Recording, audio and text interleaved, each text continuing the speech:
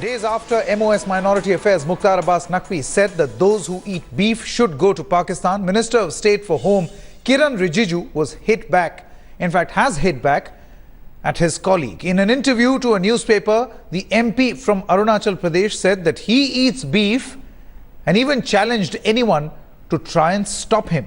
Terming Naqvi's remarks as unpalatable, Rijiju said that India was a multicultural country and no one should impose his practices on others. The Minister of State for Home said that the cultures, traditions, habits and sentiments of all the people in the country should be respected and honoured. Last week at Aaj Tak's Manthan conclave, BJP leader, another fellow minister, Mukhtar Abbas Naqvi, had sparked off a controversy by saying that those who want to eat beef should go to Pakistan. कि अगर वो beef के व्यवसाय के बिना मर रहे हैं तो वो याद इस देश में उनके लिए, यानी आप ऐसे लोगों के लिए नहीं है। आप मुझे कह रहे हैं जो देवनार जिसको गौ माता कहते हैं, एक लोग पूजा करते हैं, आप की हत्या के बिना नहीं रह सकते। आप या कोई भी व्यक्ति बीफ के मीट के खाए बिना मर रहा है तो पाकिस्तान चले जाइए, अरब चले जाइए और जगह पे दुनिया के और कोनों में मिलता है। आप जो है वो आप जो है वो इंसानी वसूलों को, इंसानी मान्यताओं को मार करके आप इस मुल्क में नहीं रह सकते। Let's now cut across live to Manogya. Manogya, what exactly has the MOS Home said? Because if you go by the exact words that he has uttered, and if he repeats the same sentiment here in the national capital, which will in fact go on to prove that he is not just referring to a local constituency, but that is his opinion on this particular issue, then he is not just going against, not just going against Naqvi, a fellow minister, but also against his own government's position. Well, absolutely, and he being one of the most crucial ministers in the Modi government, he has said that one has to respect others' habits and also the traditions that are there across the country. Now, if a majority Hindu state tweaks and makes a law which they believe is good for Hindu faith, they should not be coercive to other faiths. Now, this comes as an extremely crucial statement from an MOS Home who is responsible for the security of the country, and he has also challenged saying that if I eat beef, and so will I continue to do, and why are the people becoming touchy about it? So when this kind of statement comes from one of the most important ministers in Modi government, who is also the face of Northeast, and remember Northeast is one place where beef is consumed in high quantity, especially in Arunachal and other states where we have seen that it forms a part of their staple diet.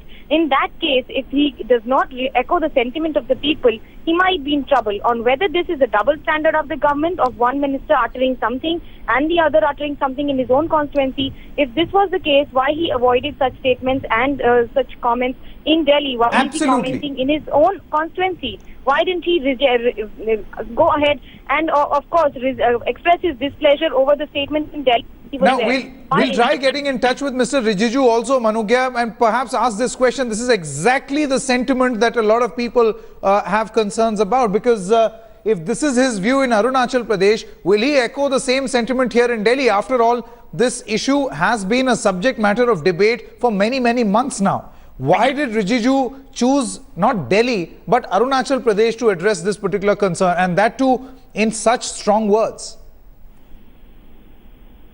Well, absolutely. This would be debated and this would be questioned on why did he choose such a location. Is it because it is his home constituency? He has to answer the people of Arunachal. He has to answer the people of Northeast. He has been given one of the most important portfolios in the Modi government. If he had objection, why didn't he object earlier in Delhi? It has been almost a week now that he did not echo his sentiments, but he's echoing the sentiments when he comes to his native place in India. But besides that, he needs to understand that he's also the MOS Home. So in case he says anything, it will be considered as a word from the government. And if there is difference of opinion between two ministers in the government, it is of course something to be debated on whether the government is on the same page. You're absolutely right, Manogya. When you say that now it all boils down to what the government's actual position is, because here you have two ministers speaking in two absolutely opposite voices. One minister going on and taking a contrarian approach. What is going to be the government's position here once and for all to settle this particular issue? Or is this going to be a case of policy, with the government having a different view, politics the compulsions of which are going to force these leaders to speak in different tones. Thanks very much, Manogya, for getting us all the latest. We'll, of course, track all the latest and get in the government's view on this particular story as the day progresses.